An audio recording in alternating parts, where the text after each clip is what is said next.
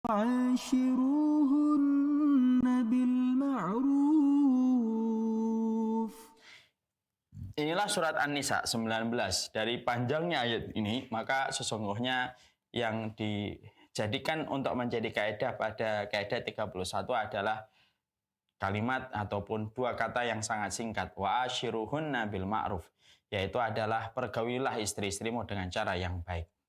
Disinilah kita memahami betul bahwasanya tuduhan-tuduhan orang-orang orientalis, tuduhan-tuduhan mereka penggiat-penggiat orang yang ingin memadamkan agama Allah sesungguhnya tidak terbukti ketika mereka mengerti bahwasanya surat An-Nisa 19 justru mematahkan semua serangan yang mereka sering berkata bahwasanya Islam itu menempatkan perempuan pada diskriminasi dan menempatkan perempuan pada lapisan yang kedua dan hanya dijadikan menjadi barang sekunder dan tidak menjadi makhluk primer.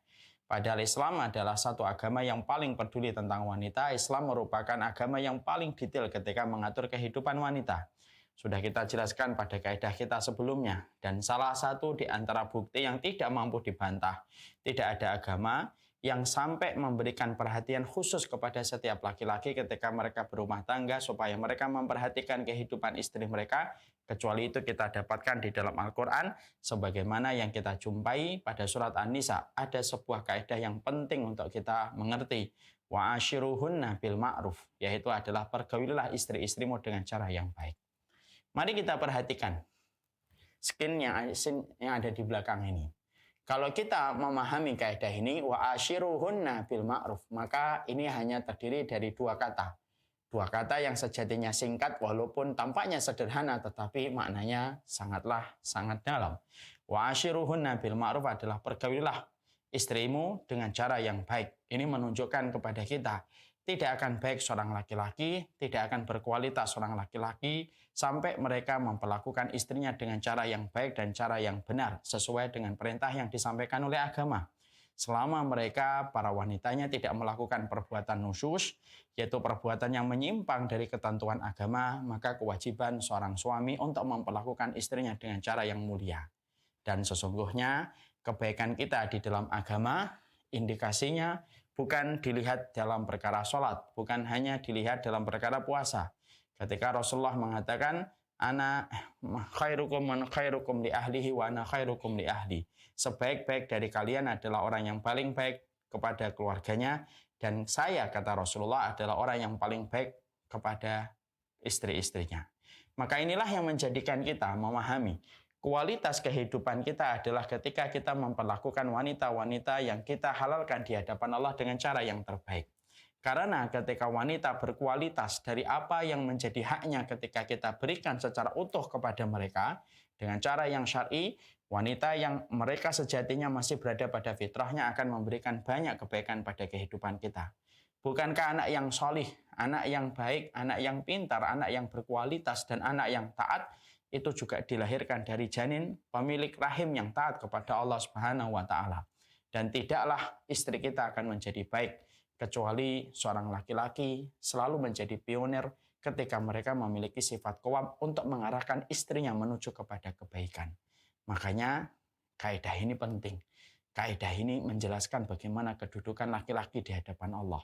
Kaidah ini penting karena kaidah ini untuk menjaga kita dari perbuatan-perbuatan yang tanpa kita sadari, termasuk perbuatan kemaksiatan ketika kita melalaikan kewajiban kita kepada istri, ketika mereka harus diperlakukan dengan cara yang baik. Tentunya dengan cara yang syar'i, yang sejatinya tidak melampaui batas dan sejatinya tidak melanggar ketentuan yang ada pada kitabullah. Lalu kemudian mungkin muncul pertanyaan di antara kita, bagaimana indikasi kita memperlakukan istri kita dengan cara yang baik? Kalau kita menjumpai Ibnu Abbas, maka beliau kemudian memberikan keterangan. Maka beliau mengatakan, pakailah sesuatu, kenakanlah sesuatu. Yang mana ketika kamu mengenakan itu, ketika kamu menggunakan itu, istrimu akan menjadi suka. Karena sesungguhnya apa yang kamu suka dari istrimu, sejatinya mereka suka itu mereka dapatkan dari suaminya. Maka kalau kita mengambalikan kata wa ashiruhunna bil ma'ruf, yaitu pergaulilah wanita dengan cara yang ma'ruf, dengan cara yang baik. Maka sesungguhnya bolehlah kita meminjam apa yang pernah dijabarkan oleh Imam Ahmad ketika Imam Ahmad akan menikahkan putranya, yaitu adalah Abdullah. maka sesungguhnya Imam Ahmad memberikan wejangan, Imam Ahmad memberikan nasihat kepada putranya. Nasihat-nasihat yang disampaikan oleh Imam Ahmad kepada putranya sejatinya menggambarkan ayat yang kita belajar pada kaidah ini, yaitu mempergauli atau memperlakukan wanita ataupun istri dengan cara yang baik. Setidaknya ada 10 perkara yang disampaikan oleh Imam Ahmad. Imam Ahmad ketika mengajari kepada anaknya, maka sesungguhnya ada 10 perkara yang disampaikan oleh Imam Ahmad. Dan perkara 10 inilah yang kita kaji, setidaknya kita seorang laki-laki faham apa yang harus dilakukan supaya kita mendapatkan kemakrufan ketika memperlakukan istri kita. Kembali perhatikan scene yang ada di belakang ini. Imam Ahmad lalu mengatakan kepada anaknya, ketika anaknya akan menikah, yaitu adalah Abdullah. Yang pertama yang dikatakan oleh Imam Ahmad, sesungguhnya istrimu itu ingin bukti cinta dan istrimu menginginkan kata-kata cinta. Ini ada poin pertama, ada poin yang kedua.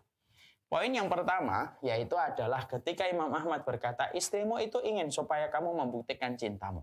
Makanya ketika kita mencari nafkah, kita mencarikan harta, kita mencarikan rezeki untuk anak-anak kita dan istri kita, itulah cara kita mempergauli istri kita dengan cara yang baik. Maka sesungguhnya itu merupakan bukti. Makanya kita membuktikan rasa cinta kita dengan bertanggung jawab. Kalau ada laki-laki selalu memuji istrinya tetapi tidak memberikan nafkah, pasti istrinya akan bilang, "Tidak usah kamu memujiku dengan puji cinta, tapi kamu tidak memberikan nafkah kepada diriku. Buktikanlah cintamu dengan kamu bertanggung jawab memberikan nafkah kepada diriku." Disinilah kita paham. Imam Ahmad berkata, buktikanlah cinta kamu dengan bertanggung jawab. Yang kedua, Imam Ahmad melanjutkan, tapi jangan sibuk hanya membuktikan, tetapi kamu tidak pandai untuk memuji istrimu dengan kata-kata cinta.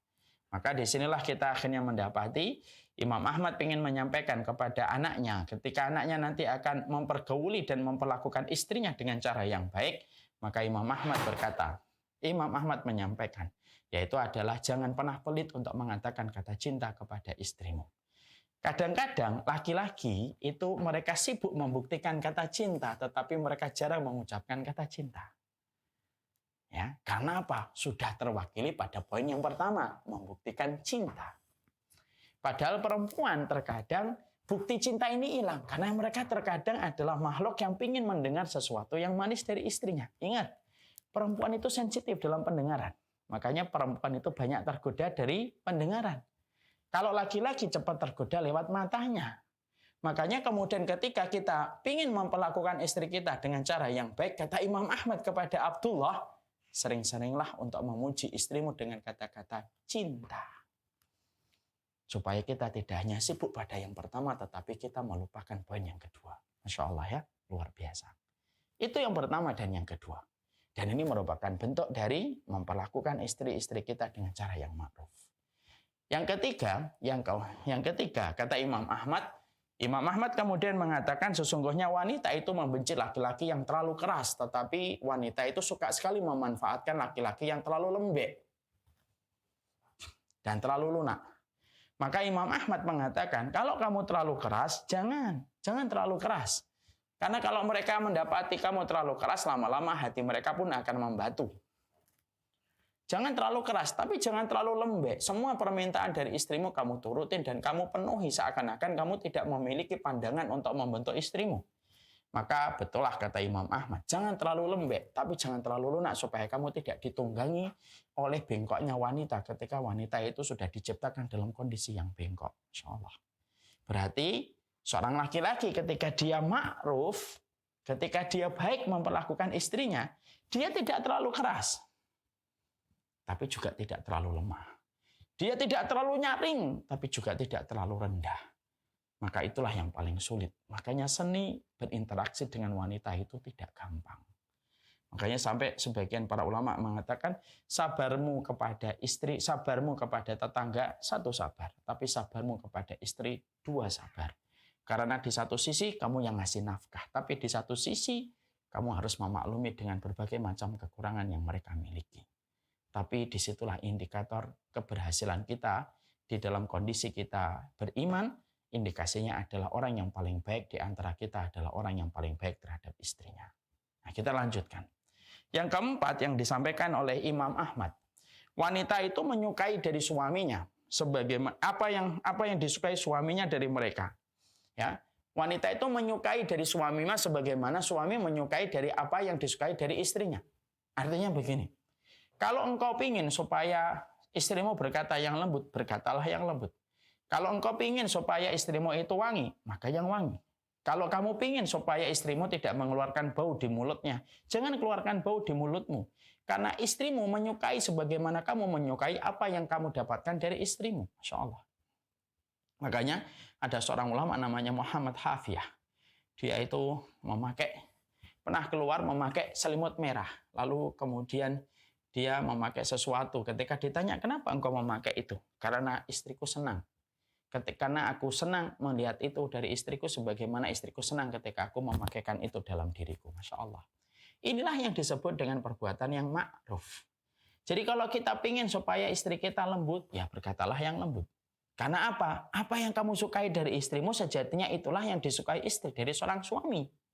Kalau kemudian kamu ingin supaya istrimu itu pakaiannya bagus, ya, maka kemudian baguskanlah pakaianmu. Jangan kamu menuntut istrimu dalam kondisi pakaiannya bagus, kemudian pakaiannya rapi, tapi kita dalam kondisi tidak memperhatikan pakaian kita. Kita selalu ingin mengharapkan A, kita ingin mengharapkan 10, tetapi kita memberikan 5. Lama-lama justru itu akan menjadi sebuah penyakit dan bom waktu. Kalau kamu mengharapkan 10 dari istrimu, pantaskanlah kamu memiliki 10. Itulah filosofinya. Makanya yang keempat, kata Imam Ahmad, kalau kamu suka istrimu wangi, kamu harus wangi. Kalau kamu suka istrimu itu mulutnya itu harum, mulutmu juga harus harum.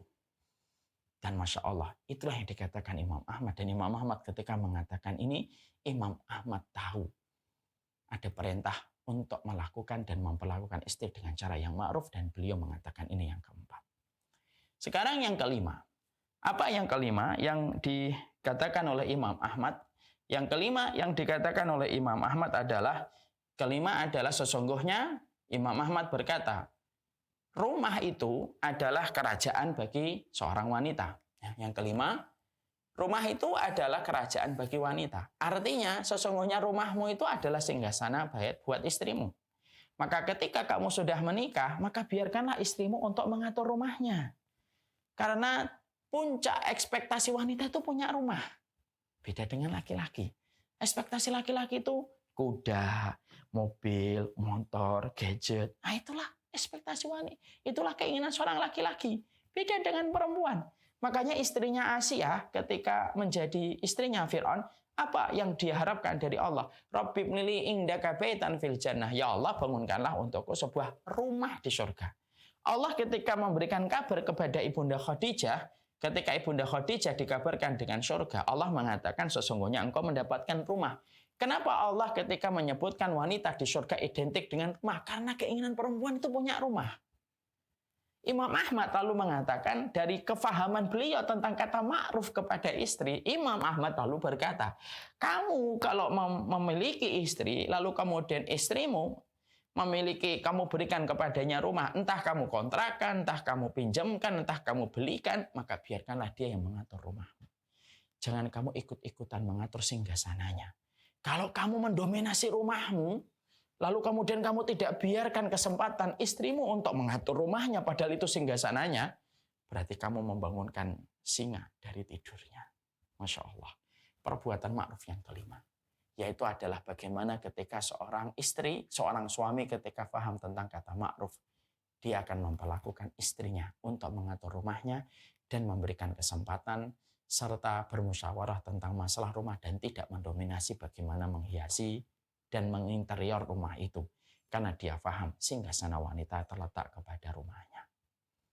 Yang keenam, yaitu adalah sesungguhnya, ya, Imam Ahmad berkata, istrimu ketika kamu telah menghalalkan, maka sesungguhnya pintu surganya pindah kepada dirimu, kata Imam Ahmad. Allah, Rasul, suami. Ya. Maka Imam Ahmad berkata, istrimu setelah kamu nikahi, maka sesungguhnya istrimu setelah kamu nikahi, maka sesungguhnya pintu surganya berpindah kepada dirimu ketika kamu mengambil dari keluarganya. Maka walaupun kamu telah mengambil dari keluarganya dan telah menghalalkan dia di hadapan Allah, berikanlah waktu dia untuk berjumpa dengan keluarganya sesekali. Jangan langsung kamu berikan batas pembatas dan benteng yang terlalu tinggi. sampai akhirnya istrimu tidak bisa balik ke rumahnya, berikanlah kesempatan sesekali dia berjumpa dengan bapaknya. Berikanlah kesempatan sesekali dia berjumpa dengan adiknya, abangnya, kakaknya, ataupun dengan circle-circle teman mainnya. Karena pada saat dia bersama dengan circle-nya, pada saat dia bersama dengan teman-teman bermainnya, ataupun bersama dengan saudara dan kerabatnya, dia akan merasakan kenyamanan karena itu akan memberikan motivasi dan kekuatan sebelum dia melanjutkan perjuangan kembali untuk mengabdi kepada dirimu. Masya Allah. Itu yang keenam. Yang ketujuh, yang dikatakan oleh Imam Ahmad adalah sesungguhnya wanita itu diciptakan dari tulang rusuk. Berdasarkan kepada riwayat Imam Ahmad. Dalam riwayat Imam Ahmad, dalam riwayat Rasulullah SAW, Rasulullah itu bersabda, "Fa'innal mar'ata khuliqat min dila'in fa'inna a'waja syai'in a'laha." Rasulullah SAW mengatakan sesungguhnya wanita itu diciptakan dari tulang rusuk yang bengkok. Yang paling bengkok atasnya. Kenapa Nabi menyebutkan yang paling bengkok dari tulang rusuk itu atasnya? Karena dari yang paling bengkok itulah wanita ini diciptakan. Artinya, Imam Ahmad berkata kepada anaknya, nanti kalau kamu menikahi wanita, nak, kamu harus paham bahwasanya wanita yang kamu ciptakan memang fitrahnya sudah bengkok. Kalau kamu terlalu keras, kamu mematahkan. Kalau kamu biarkan, maka selama-lamanya dia akan menjadi bengkok.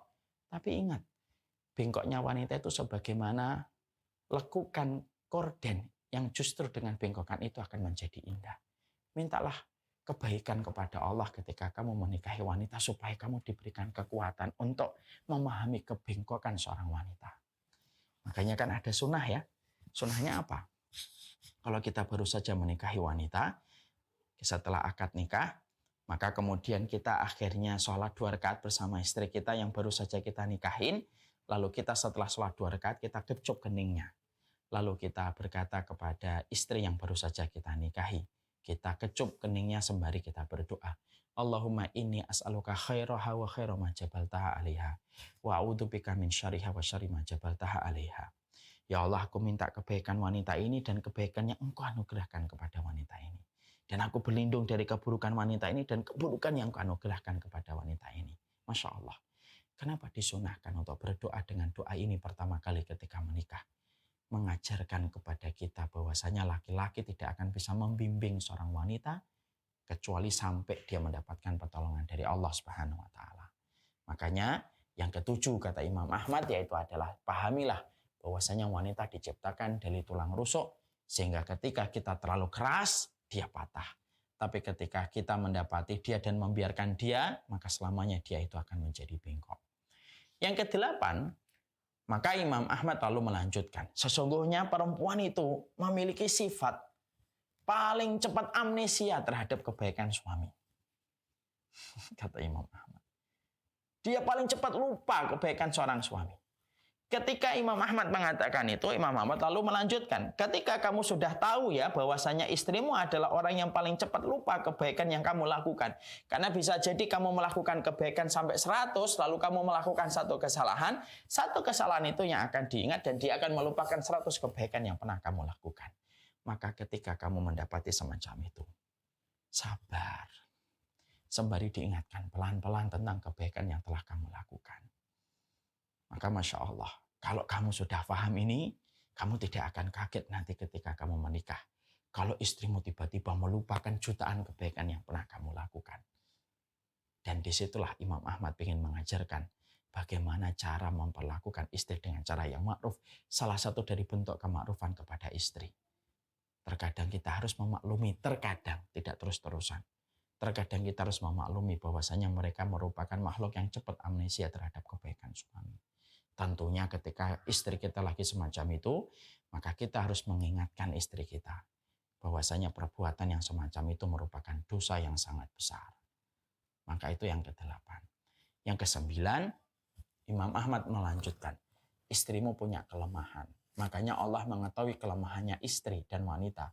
Memberikan kepada wanita itu adalah haid supaya mereka istirahat selama 1 pekan.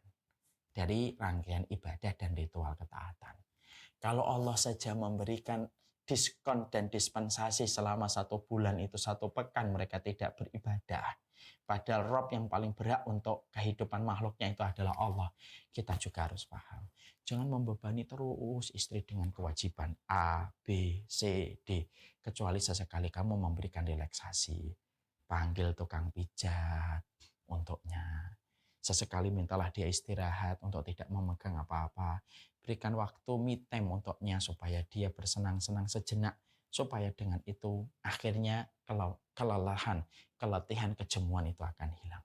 Makanya yang ke-9, pahami bahwasanya istrimu itu makhluk yang lemah, tidak sebagaimana kuatnya kita sebagai laki-laki. Dan itu menjadikan kamu akan ma'ruf ketika kamu menjadikan istrimu, ketika kamu memahami kelemahan dia secara fisik. Yang ke-10, kata Imam Ahmad, istrimu itu ibarat tawanan. Maka perlakukanlah tawananmu dengan cara yang baik. Kenapa Imam Ahmad mengatakan istri kita kayak tawanan?